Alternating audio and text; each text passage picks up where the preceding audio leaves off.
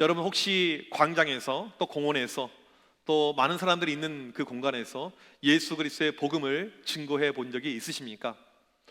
저는 대학교 시절에 이 방학이 되면 섬에 가서 복음을 증거하는 일을 하였습니다.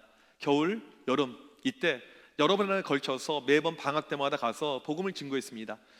제가 들어간 곳은, 저희 팀이 들어간 곳은 교회가 없는 곳이었습니다. 교회가 없는 곳, 십자가가 없는 그곳에 가서 일주일 내내 노방전도만 하는 것입니다. 근데 그런 가운데 하나님의 놀라운 은혜와 역사가 있을 때가 있어요. 제가 한 번은 기억하는데, 저희가 일주일 동안 복음을 증거하는 가운데 3분의 2 마을 주민이 예수님을 영접한 적도 있었습니다. 저희 선배들 때, 지금부터 약 30여 년 전인데요, 경상남도에 있는 작은 섬에 복음을 증거하러 이렇게 들어갔습니다. 이 팀이 들어갔는데 교회가 없는 곳이에요. 여러분, 이런 지역에 가서 복음을 증거할 때 가장 좋은 접촉점은 아이들입니다. 어른들은 조금 거부감이 있어요. 하지만 옛날 30년 전에 이 아이들은 그냥 막 따라오잖아요. 또 서울에서 팀이 왔다고 하면요, 애들에게 예수님을 소개하는데 애들의 답변이 이거였어요. 예수가 먹고, 애들이 살면서 예수님의 이름을 한 번도 들어본 적이 없는 거예요. 그런 지역이 대한민국에 있는 것입니다. 그래서 일주일 동안 열심히 이 아이들에게 복음을 증거해줘서 이 아이들 이제 작은 교회 처소를 만들어서 거기서 오전 오후 예배를 드리고 성경학교를 하는데 애들이 말씀도 잘 듣고 잘 따라왔습니다. 그 중에 유독 이 초등학교 여학생 한 명이 눈에 들어왔어요. 미주란 아이였는데 너무 눈이 말똥말똥하고 너무 예배도 잘 드리고 짧은 시간이었지만 예수님을 너무나도 잘 알고 너무나도 예쁜 이런 아이였습니다. 그런데 어느 순간 이 아이가 안 보이는 거예요. 그래서 선생님들이 이상하게 여겨서 그 집을 찾아가 봤더니 미주가 있는 것입니다. 미주야, 너 왜 안 하니? 물어보니까 내가 말을 안 해요. 자세히 물어봤더니 어떤 일이 발생했냐면, 이 미주는 아빠랑 둘이 사는 아이인데 아빠가 어부입니다. 바닷가에 가서 물고기를 이렇게 잡는데 이상하게 물고기가 한 마리도 안 잡힌 거예요. 이 그물에 하나도 잡히지 않은 것입니다. 너무나도 화가 나고 기분이 좋지 않은 상태로 집에 와서 집안의 상황을 쭉 보니까 이 딸이 예수쟁이들한테 간 거예요. 아, 이거 예수쟁이들 때문에 고기가 안 잡혔구나, 그렇게 판단하고 그날 이 딸을 잡들이를 한 것입니다. 이 어린애를 얼마나 때렸는지 몰라요. 그래서 이 아이가 교회에 그날 못 오게 된 것입니다. 그런데 이 아이가요, 그 다음에 다시 왔어요. 아빠가 핍박하고 아빠가 때렸음에도 불구하고 이 아이가 오게 되었습니다. 이 복음의 어떤 역사들, 복음의 어떤 능력들이 선포가 되게 되면요, 반드시 역사가 나타나게 되죠. 개인은 심령이 뜨거워지게 되고 교회는 부흥을 하게 됩니다. 그런데 이때 동시에 역사하는 집단이 있는데 사탄 마귀예요. 마귀는 우리가 은혜 받는 것을 싫어하고 우리의 믿음이 성장하고 우리가 부흥하는 것을 원치 않습니다. 교회가 부흥하고 개인이 영적으로 성숙하고 성장할 때 반드시 마귀의 역사가 있습니다. 우리 교회 확신반, 또 지금 성장반 이렇게 양육 과정 가운데 있는데, 이 과정을 통해서 믿음이 아주 빠른 시간에 잘 성장하신 분들이 계십니다. 놀라운 은혜를 이렇게 체험을 하신 분들이 계세요. 근데 그때 동시에 갑자기 좋지 않은 일이 발생한다든지 여러 가지 불편한 일이 발생한다든지 마귀가 역사하는 것을 우리가 알 수가 있습니다. 이 교회 부흥할 때는요, 반드시 마귀의 역사가 있습니다. 핍박이 항상 따라오게 되는 것입니다. 오늘 이 말씀의 배경을 보게 되면 예루살렘이 난리가 나게 되었습니다. 40년 동안 평생을 장애인으로 살았던 이 성전 문 앞에 있었던 이 거지, 베드로의 한마디 말씀, 나사렛 예수의 이름으로 명하노니 일어나 걸으라, 이 말씀을 통해서 이 사람이 낫게 되었잖아요. 이것을 통해서 성전에 있는 사람들이 난리가 났습니다. 충격을 받았습니다. 많은 사람들이 예수님에 대한 기대감이 생겼죠. 이때 사도들 역시 놀라운 기대감이 발동이 되었습니다. 이제 예루살렘에 있을 것은 부흥밖에 없을 것이다. 우리의 교회는 크게 성장할 것이다. 이들이 이렇게 생각하고 있는 바로 그 찰나에 어떠한 일이 발생했냐면 오늘 1절 말씀입니다. 1절 우리 같이 한번 읽어보도록 하겠습니다. 시작. 사도들이 백성에게 말할 때에 제사장들과 성전 맡은 자와 사두개인들이 이르러. 여기 보게 되면 지금 베드로가 말씀을 증거하고 있는데 이때 제사장들, 성전 맡은 자, 사두개인들 이들이 이르렀다는 말은 헬라어 원문에는요, 급습했다는 이야기입니다. 베드로가 말씀을 증거하고 있는데 이 세 무리의 종교 집단들이 지금 급습을 한 것입니다. 첫 번째가 제사장들이죠. 이들은 성전에 쉽게 말하면 주인의식을 가지고 있었던 사람들입니다. 성전의 주인공들이에요. 성전이 소란하는 모습을 보면서 이들이 지금 출동을 한 것입니다. 두 번째 그룹은 성전 경비 대장 그룹입니다. 이들은요 권력자들이었어요. 보통 대제사장 가문의 식구들의 사람들이었습니다. 성전을 치안을 유지하고 보안을 유지해야 되는데 시끄러우니까 쫓아온 것입니다. 그 다음에 세 번째가 사두개인들이 왔죠. 이들은 사독, 이 가문의 후예라는 어떤 프라이드가 있었던 이런 사람들입니다. 아론의 우리는 후예다. 이런 가운데 이들은 로마 정부와 결탁하여서 종교 리더들이었지만 이 로마 정권의 하수인 역할을 하고 있었고 힘이 있었던 파워 집단이었고요. 그 다음에 예수님의 부활을 인정하지 않았던 이런 집단이었습니다. 이 세 집단이 지금 찾아온 것입니다. 그리고는 지금 베드로를 지금 구금하고 감금을 하고 있는 것입니다.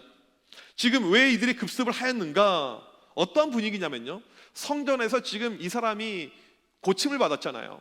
40년 동안 장애인으로 한 번도 걸어본 적이 없어요. 이 사람이 기적 가운데 일어섰습니다. 이것을 많은 사람들이 보는 가운데 많은 사람들이 예수님을 믿게 될 절호의 찬스 가운데 온 것입니다. 만약에 여기 있는 수많은 사람들이 다 예수님을 믿게 되면 성전은 의미가 없어져요.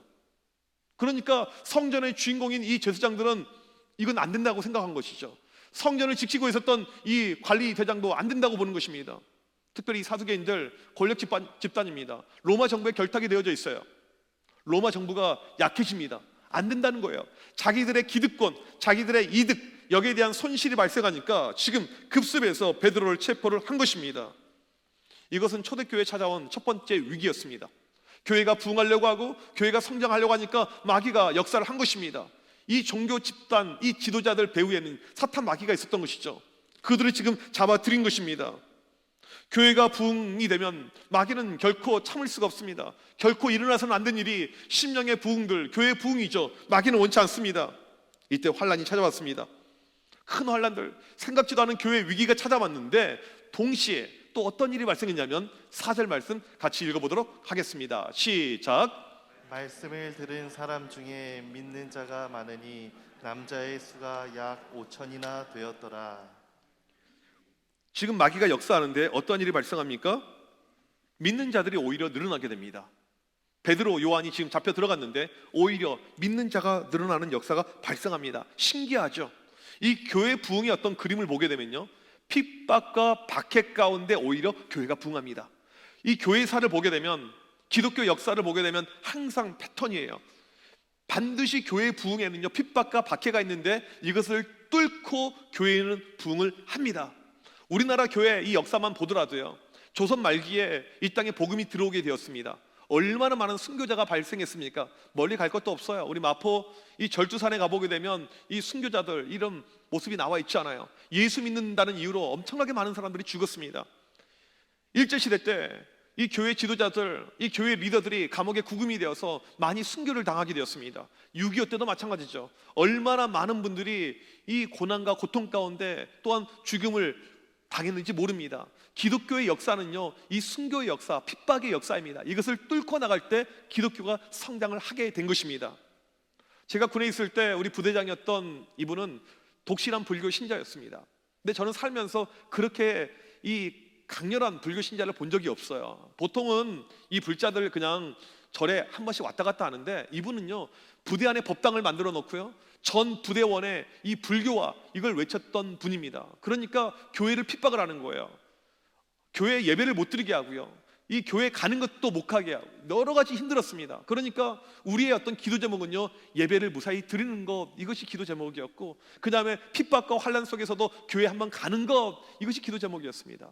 근데 그때 어떤 일이 발생했냐면 우리 교회 최고의 부흥기였습니다. 신기하죠? 그렇게 박해하고 핍박하는데 가장 많은 인파들이 교회에 모여서 예배를 드렸어요. 그런데 나중에 이 지휘관이 바뀌게 됩니다. 핍박이 사라져요. 어떻게 된 줄 아십니까? 그 부흥도 사라지더라고요. 참 신기하죠? 핍박 속에 오히려 부흥하는 이 교회의 모습을 우리는 알 수가 있습니다. 지금 우리가 믿는 예수 그리스도로 인해서 여러분의 삶이 핍박이 있다면, 여러분의 삶이 어려움이 있다면 이때가 바로 여러분에게 부흥의 전성기인 것입니다. 우리 교회 안에 지금 핍박이 있고 어려움이 있고 환란이 있다면 지금 이때가 바로 부흥의 절호 찬스인 것입니다. 사탄은 환란과 핍박을 우리에게 주지만 하나님의 일하심을 결코 막을 수가 없습니다. 예루살렘 교회가 12명 사도로 시작했습니다. 마가의 다락방에서 이 120명의 기도하는 사람들이 모였습니다. 늘어나죠, 사람들이요. 3,000명이 갑자기 오게 되었습니다. 그리고 여기서 그치지 않고 5,000명 넘는 사람들을, 여자들까지 합치면 10,000명 넘는 사람들이 지금 하나님께 돌아오고 있습니다. 핍박 속에서도 오히려 부흥하는 것입니다. 부흥의 비법이 어디 있을까요? 바로 복음은 능력이기 때문에. 사람이 힘이 있는 것이 아니고요, 사도들이 힘이 있는 것이 아니고 복음 자체가 능력이 있었기 때문에 핍박이 오고 환란이 오더라도 이 교회가 부흥할 수 있었다는 것입니다. 베드로와 요한은 그날 오후쯤, 아마 저녁쯤 이 구치소에 감금이 되게 되었습니다. 그리고 5절에 보니까 그 다음날 산헤드린 공의회가 소집이 됩니다. 산헤드린 공의회는 71명으로 구성이 되어져 있었는데 이 유대 자치 사회에서 최고의 의결 기관이었습니다. 사형을 언도할 수가 있을 만큼 파워 있는 집단이었습니다. 예수님의 십자가의 모든 처형은요, 산헤드린 공의회의 밑작업이었다고 알 수가 있는 것입니다. 지금 이게 소집이 되었습니다. 오늘 말씀해 보니까 관리들과 장로들과 서기관들이 모였다고 나오죠. 산헤드린 공의회의 이 구성원을 보게 되면 관리들이 있습니다. 여기서 관리들이라 함은 대제사장들과 제사장의 그룹을 이야기합니다. 그 다음에 또 누가 나옵니까? 바로 장로들. 이 장로들은 우리 교회 장로님들 이걸 의미하는 것이 아니고요, 자기 사회의 이 리더들을 이야기합니다. 지도층을 이야기해요. 이런 사람들. 그 다음에 서기관들, 이들은 율법을 연구하고 해석하는 사람들입니다. 이렇게 71명이 구성이 되어져 있었고, 수장은 누구냐면 대제사장입니다.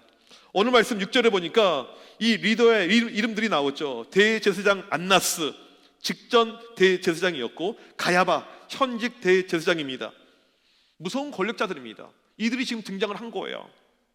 이들이 앞에 서게 되면요, 이 산헤드린 공회에 끌려오게 되면요, 사람들은 벌벌벌 기어요. 그들의 말 한마디, 그들의 판결 하나에 의해서 목숨이 날아갈 수가 있거든요. 인생이 끝날 수가 있거든요. 지금 베드로는 어떻게 보면 벌벌벌 떨 수 있겠죠. 이 베드로는요, 실제로 이 산헤드린 공회를 간접 체험을 해본 경험이 있죠. 예수님께서 십자가에 못 박혀 돌아가시기 전에 이 가야바의 뜰에 가서 신문을 당하게 됩니다. 그때 베드로가 그 자리에 함께 있었죠. 가야바 그 집에 베드로가 갔잖아요. 얼마나 베드로 안에 공포심이 컸었는지 옆에 있는 여종이 나 이 사람 안다 했었을 때 베드로가 예수님을 3번이나 부인했던 그 과거를 우리는 알 수가 있습니다. 그만큼 이것이 무서운 자리라는 것입니다. 아마도 어쩌면 베드로 안에 지금 그런 마음이 찾아올 수도 있어요.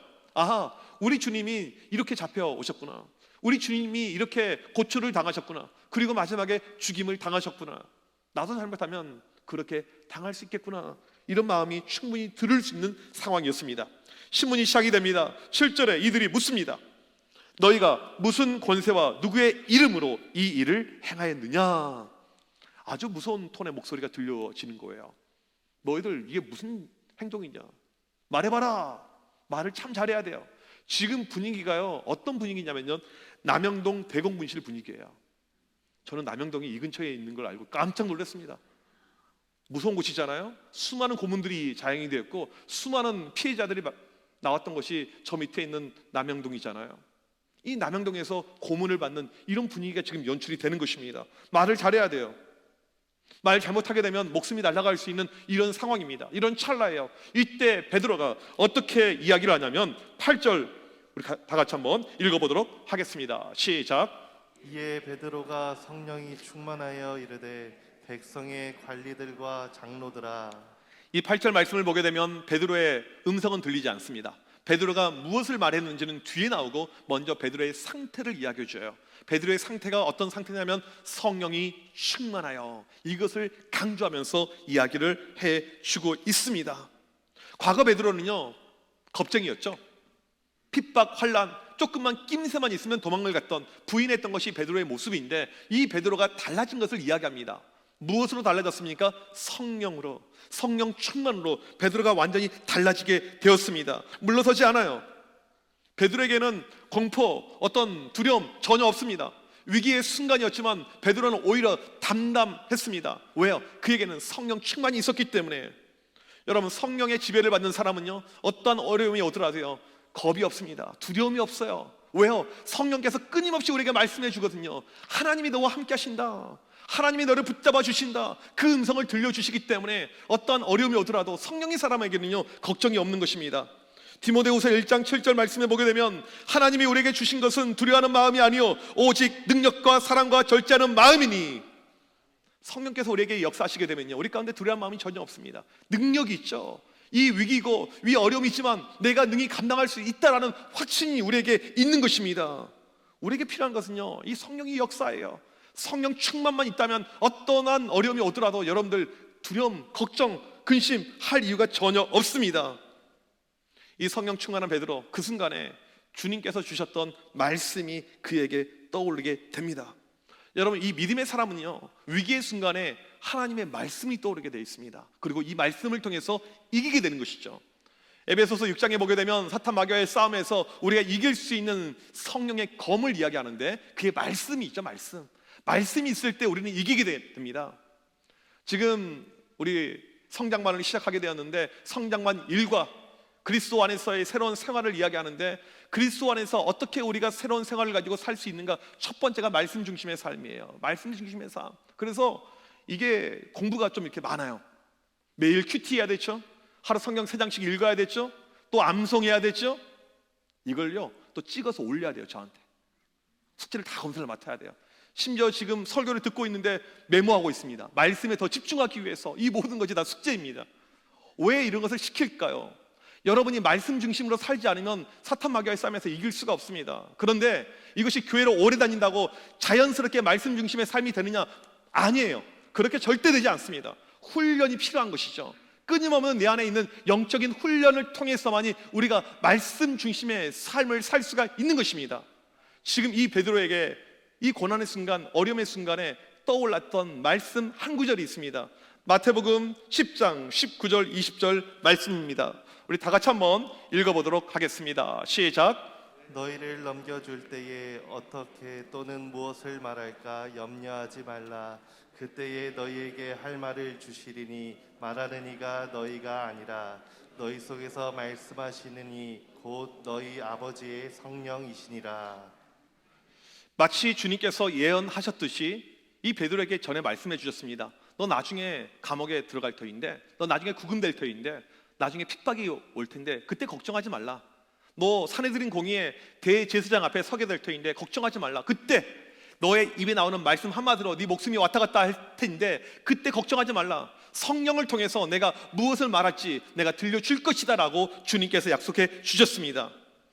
성령께서 충만하게 역사하는 가운데 베드로의 말문이 열리게 됩니다. 이게 10절 내용입니다. 지금 병에서 고침을 받았던 40년 동안 장애 가운데 있었던 이 사람, 바로 당신들이 죽인 나사렛 예수의 이름으로 말미암아 고침을 받게 되었습니다라고 담대하게 증거하죠. 베드로가 바로 얼마 전에 성전 미문에서 이 장애 가운데 있었던 그 사람을 어떻게 일으켜 세웁니까? 성령이 충만한 가운데 나사렛 예수의 이름으로 일어나 걸으라 이야기했잖아요.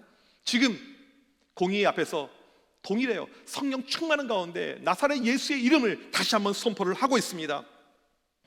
여러분, 성령 충만한 가운데 나사렛 예수의 이름을 선포하게 되면요, 놀라운 역사가 나타나게 됩니다. 내 삶이 힘들고 어려울 때 나사렛 예수의 이름이 나타나게 되면요, 반드시 역사가 나타나게 돼요. 반드시 체험하셔야 됩니다. 여러분, 기도할 때마다 나사렛 예수의 이름을 계속 부르시셔야 돼요. 반드시 역사가 있습니다. 평생 교도소 사역을 하셨던 박효진 장로님, 저희 청암교회 예전에 간증집회 보니까 오셨더라고요. 들어서 그분의 스토리 많이 알고 계시고 있겠지만, 이분이 이제 교도관으로 복무하면서 이 교도소에 있는 이 사람들에게 많이 복음을 증거했잖아요. 1995년 성북구 장이동에서 일가족 살인 사건이 발생을 하게 되었습니다. 5명이 죽었어요. 그 집 아들이 죽였습니다. 이호성이라는 아들이었습니다. 청송교도소에 이제 감옥에 구금이 되었습니다. 그리고 이 장로님께서 이 친구를 찾아가서 복음을 증거합니다. 예수님을 이제 이야기하는 것이죠. 너 왜 죽였니? 왜 그랬니? 물어보니까 하는 이야기가 다른 기억은 나지 않고 시커먼 것이 나타나서 죽이라는 거예요. 그래서 그날 이 신발장에 있었던 이 쇠 망치를 가지고 5명을 무참하게 살을 한 거예요. 시커먼 것이 시켰다는 것입니다. 그런데 지금 자기가 괴로운 것은 감옥에 있는데 새벽마다 시커먼 것이 다시 한번 나타나서 이제는 네가 스스로 죽어라, 자살해 죽으라고 계속해서 이야기를 하고 있다는 거예요. 자기는 그렇게 하기 싫다는 거예요. 너무 힘들다는 것입니다. 마귀의 역사인 거죠. 그때 이 장로님이 이야기합니다. 오늘 밤에도 다시 한번 등장하게 되면 나사렛 예수의 이름으로 명하노니 물러갈지어다, 마귀야 물러갈지어다 이야기해라. 그리고는 그날 밤에 새벽에 또 이 시커먼 것이 등장했습니다. 그 순간에 이 이호성이 나사렛 예수의 이름으로 명하노니 사탄 마귀야 물러가라, 바로 물러갔어요. 여러분, 이제 복음을 처음 접한 사람에게도 나사렛 예수의 이름을 선포했었을 때 이 역사가 나타났습니다. 환난과 어려움과 우리 가운데 핍박이 찾아올 때 예수의 이름을 외치게 되면요, 반드시 역사가 나타나게 됩니다. 마귀가 아무리 강할지라도, 마귀가 아무리 셀지라도 예수의 이름 앞에 꼼짝하지 못한다는 것입니다. 성령 충만한 가운데 우리는 힘들고 어려울 때마다 늘 기도해야 되죠. 다른 거 필요 없습니다. 예수의 이름만 이야기하면 됩니다. 그 이름의 능력이 있기 때문에 그렇습니다. 산헤드린 공의회 이 앞에서 40년 동안 장애를 가지고 있었던 이 사람이 고침을 받은 것은 나사렛 예수의 이름입니다 라고 담대하게 그 이름을 선포합니다. 베드로가 여기서 그치지 않고 11절에 다시 한번 그 이름을 이야기합니다. 11절 말씀 같이 읽겠습니다. 시작. 이 예수는 너희 건축자들의 버린 돌로서 집 모퉁이의 머릿돌이 되었느니라. 아멘. 여러분, 이 11절 말씀은요, 시편 118편을 인용하고 있는 말씀입니다.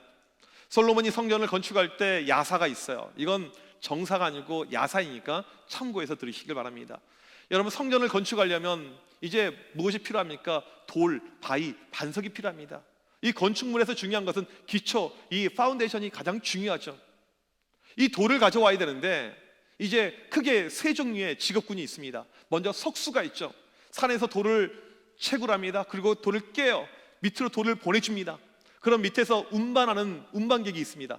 운반팀이 성전 짓는 곳으로 이 돌을 운반해 줍니다. 마지막에 성전 공사하는 이 사람들이 이 돌을 잘 맞춰서 넣으면서 성전이 만들어집니다. 공사가 한참 진행 중에 있는데 밑에서 이제 성전을 건축하는데 머릿돌에 들어갈 이 돌이 없는 거예요. 돌이 없어요. 돌 없냐? 근데 보니까 이 석수들이 그 전에 큰 돌을 하나 발견한 적이 있었는데 이건 쓸모없는 돌이다 해가지고 이 돌을 기드론 골짜기에 버렸어요. 밑에서는 돌이 이 온 돌 가지고 안 맞는데 돌 하나 없느냐? 석수들이 고민해 보니까 우리가 버렸던 돌이 하나 있네? 그 돌을 다시 갖다 줍니다. 그리고 그 돌을 딱 넣었더니 이게 머릿돌 자리에 딱 맞는 거예요. 그리고 성전이 완성이 되었다라는 이런 기독교의 야사가 있습니다. 지금 베드로가 대제사장들, 이 종교인들, 산헤드린 공의의 사람들에게 이야기하고 있는 것이 무엇입니까? 당신들이 버렸던 그 돌이 나중에 성전의 머릿돌, 주춧돌이 되었다. 당신들이 버렸던 예수 그리스도, 당신들이 죽였던 예수 그리스도가 성전의 주춧돌이 되었고 교회의 머리가 되었다. 이것을 선포를 하고 있습니다. 그러면서 40년 동안 걷지 못했던 사람, 그 사람이 바로 이 예수의 이름으로 말미암아 걷게 되었고 지금 나를 신문하고 있는 당신들 역시 필요한 것은 예수의 이름이다라고 이야기를 합니다. 12절 말씀 마지막으로 베드로가 이렇게 강력하게 선포를 합니다. 다 같이 읽도록 하겠습니다. 시작. 다른 이로서는 구원을 받을 수 없나니 천하 사람 중에 구원을 받을 만한 다른 이름을 우리에게 주신 일이 없음이라 하였더라. 지금 베드로는 아주 강력하게 말씀을 증거합니다. 당신들이 죽인 예수 그리스도 그 이름만이 능력이 있습니다. 당신들 반드시 그 이름을 알아야 되고 그 이름을 믿어야지 구원에 이를 수가 있습니다. 강력하게 복음을 증거하고 있습니다. 그 위험의 순간, 어려움의 순간 가운데 베드로에게 담력이 지금 생긴 것이죠. 여러분, 지금 종교 다원주의, 이 포스트 모더니즘, 절대 가치, 절대 진리가 사라져 버렸습니다. 간혹 예수 믿는 사람들 가운데서도 휴머니즘과 기독교의 복음을 혼동하는 사람들이 있습니다. 여러분, 기독교의 종교는요 휴머니즘 베이스가 아닙니다. 우리 예수 그리스도 이 진리의 말씀은요 오직 진리가 바로 예수 그리스도밖에 없다 이거예요. 적당히 착한 일, 선한 일을 많이 한 종교인들이 구원을 얻는다, 그건 불가능하죠. 다른 종교들, 이슬람, 불교, 유교, 아무리 사람을 착하게 살고 천하의 심청이라 할지라도 구원에 얻을 수 있는 것이 아닙니다. 오직 예수 그리스도의 이름이 있을 때만이 구원에 이를 수가 있다는 것입니다.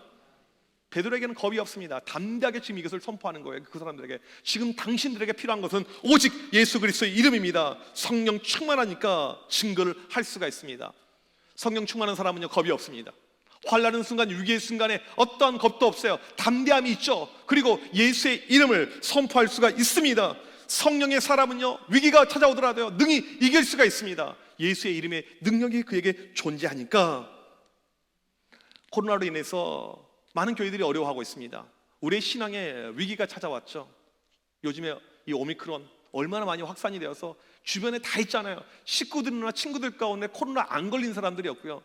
이런 말을 하더라고요. 코로나 안 걸린 것이 더 기적이래요.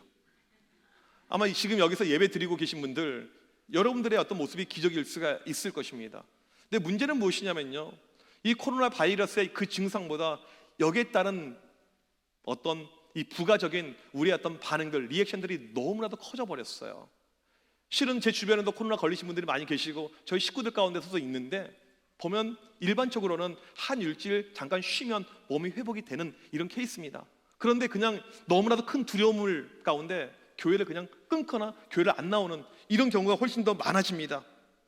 여러분, 이 코로나 때 우리가 느껴야 될 것, 우리가 체험해야 될 것은 무엇이냐면, 코로나를 두려워할 것이 아니고요, 우리 하나님을 두려워하시고요, 우리의 믿음이 떨어짐에 대해서 우리는 고민해야 됩니다. 왜 우리에게 걱정, 근심, 환난 이것이 필요 없는가? 야고보가 이렇게 이야기했죠. 야고보 1장 2절 말씀에서 이렇게 이야기했습니다. 내 형제들아, 너희가 여러 가지 시험을 당하거든 온전히 기쁘게 여겨라. 시험이 찾아오더라도 걱정하지 말고 근심하지 말고 오히려 기쁘게 여겨라. 성령 충만하기만 하면 이길 수가 있다는 거예요. 예수 그리스도의 이름만 들어가게 되면 어떤 순간에도 능히 이기며 살 수 있기 때문에 시험 오더라도 능히 이길 수가 있다. 여러분, 제가 아는 분 가운데 어떤 분이 있냐면요, 공부를 꽤 잘해요. 수능 모의고사 볼 때 만점을 맞았고, 그 다음에 실제로 수능 볼 때 3개밖에 안 틀리고 이제 좋은 직업군 가운데 지금 있는 분이 있습니다. 그분이 하는 이야기가 뭐냐면, 항상 자신감이 있어서 자기는 어떤 수능을 보더라도 근심 걱정한 적이 없었대요. 한 문제 틀리면 오히려 감사해서 내가 틀린 것도 있구나. 근데 우리는 도저히 이해가 안 되는 사람이지만 그런 사람이 이렇게 있어요. 그에게 있는 확신이 무엇일까요? 나는 틀리지 않는다. 나는 만점 맞는다. 나는 틀려봤자 2-3개 틀린다. 이 자신감이 이렇게 있었잖아요. 여러분, 예수 믿는 우리에게 어떤 자신감이 있습니까? 우리는 성령의 사람이고 우리 안에 예수 그리스도가 있기 때문에 어떤 어려움이 오더라도 이길 수가 있는 자신감이 있는 것입니다. 이번 한 주를 살아갈 때 여러분들 어떠한 모습으로, 어떠한 믿음으로 살겠습니까? 성령께서 우리 가운데 함께 하시기 때문에 예수의 이름으로 말미암아 모든 어려움들, 모든 위기들 극복을 할 줄 믿습니다. 그 믿음을 가지고 담대히 선포하고 달려나가는 우리 모두가 되시길 주님의 이름으로 간절히 축복합니다. 우리 시간 같이 자리에서 일어나셔서 찬양할 때, 세상의 유혹 시험이 내게 몰려올 때 나의 힘으로 그것들 모두 이길 수 없네. 거대한 폭풍 가운데 위축된 나의 영혼 어찌할 바 몰라 헤매고 있을 때, 바로 그 순간, 우리의 위기의 순간에 바로 예수 그리스도가 계십니다. 성령 충만한 사람은 예수의 이름으로 말미암아 승리할 수가 있는 것입니다. 우리 시간 같이 찬양하겠습니다.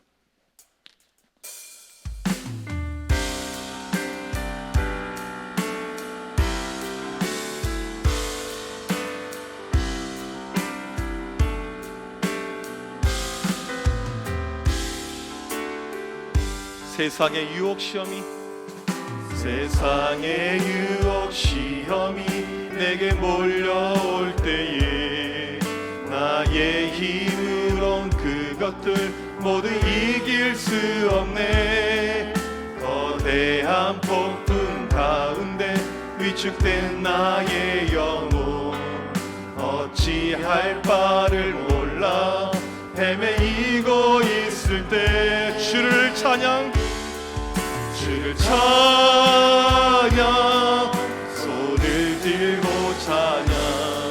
전쟁은 나에게 속한 것 아니니 주를 찬양, 손을 들고 찬양. 전쟁은 하나님께 속한 것이니 거짓과 속임수로 가득 찬 세상에서 어디로 갈지 몰라 머뭇거리고 있네. 공중의 권세 잡은 자 지금도 우리들은 실패와 절망으로 넘어뜨리려 하네. 주위를 둘러보면 아무도 없는 듯 믿음의 눈을 들며 보이는 분 계시네. 지금도 내 안에서 역사하고 계시니 사망과 어둠에 물리치신 예수님 주를 찬양 손을 들고 찬양 전쟁인 나에게 속한 것 아니니 주를 찬양 손을 들고 찬양 전쟁인 하나님께 속한 것이니 주를 찬양 손을 들고 찬양 전쟁인 나에게 속한 것 아니니 주를 찬양 손을 들고 찬양 전쟁인 하나님께 속한 것이니. 우리 시간 합심하여 기도할 때 지금 여러분 삶에 어려움이 있습니까? 신앙으로 인한 핍박이 있습니까? 베드로처럼 성령 충만하게 될 때 어떠한 어려움도 우리가 능히 이겨낼 수 있습니다. 이 시간 간절히 기도할 때 나에게도 성령 충만을 허락하여서 내 삶에 있는 모든 어려움들 오직 예수 이름으로 이기게 하여 주시옵소서. 승리하는 삶을 살게 하여 주시옵소서. 매일 순간이 성령 충만으로 예수의 이름으로 승리하는 내 모습이 될 수 있도록 주여 도와주시옵소서. 우리 시간 주여 한번 외치고 합심하여 간절히 기도합니다. 주여. 하나님 이 시간 간절히 기도할 때 우리에게 어려움이 찾아올 때 우리에게 위기가 찾아올 때 삶의 고통이 찾아올 때 그 순간 성령 충만한 모습을 우리에게 허락하여 주옵소서. 예수의 이름으로 말미암아 능히 이기게 하여 주옵소서. 간절히 기도할 때 베드로가 체험했던 바로 그 순간의 체험이 우리의 체험이 되게 하여 주옵소서. 환난과 핍박과 여러 가지 어려움 가운데 예수의 이름으로 말미암아 능히 이겨나가는 주의 모든 백성들 되게 하여 주시옵소서. 우리 청함의 모든 교우들 기억하여 주옵소서. 하나님 우리 한 주간의 삶 가운데 어려운 일들 원치 않은 고통들 아픔들 찾아올 때가 있습니다. 핍박이 찾아올 때가 있습니다. 주여 바로 그 순간에 성령 충만을 우리에게 허락하여 주옵소서. 성령 가운데 하나가 되어 간절히 기도하게 하여 주십시고 예수의 이름이 선포되게 하여 주옵소서. 그래서 승리하고 이겨나가는 우리 모두가 되게 하여 주옵소서. 이번 한 주에 우리의 모든 삶이 예수의 이름으로 말미암아 승리하는 삶이 되게 하여 주옵소서. 예수의 이름으로 말미암아 이기는 삶이 되게 하여 주옵소서. 주여 함께하여 주시옵소서. 주여 역사하여 주시옵소서. 주여 인도하여 주옵소서. 간절히 기도합니다. 지금 주님 앞에 기도하고 있는 주의 백성들 한 분 한 분 붙잡아 주시옵소서. 성경에 놀라신 역사심이 신명 10년 가운데 들어가서 오직 예수의 이름을 외치는 가운데 이번 한 주간은 우리의 삶도 승리의 삶이 되게 하여 주옵소서.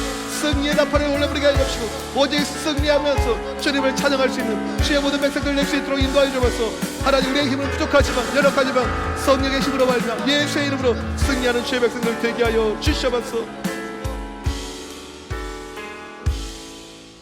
하나님 우리가 예수를 믿고 살고 있지만 때로는 우리의 삶에 원치 않은 어려움이 올 때가 있습니다. 믿음 생활을 더 잘해보려고 할 때 그때 더 큰 어려움이 찾아올 때도 있습니다. 이 시간 간절히 기도할 때 우리에게 성령 충만을 허락하여 주시옵소서. 예수의 이름을 담대히 선포하게 하여 주시옵소서. 우리 삶의 힘들고 어려운 모든 것들 사라지게 하여 주시옵소서. 나사렛 예수의 이름을 매 순간 선포하게 하여 주시옵소서. 우리 청함의 성도들 매 순간 승리하는 삶을 살 수 있도록 하나님 역사하여 주시옵소서. 지금은 우리 주 예수 그리스도의 크신 은혜와 하나님 아버지의 무한하신 사랑하심과 성령님의 이로 교통하심이 성령 충만하여 예수의 이름으로 말미암아 한 주간도 승리하길 원하는 주의 모든 백성들 머리 위에 지금부터 영원토록 함께 있을지어다. 아멘.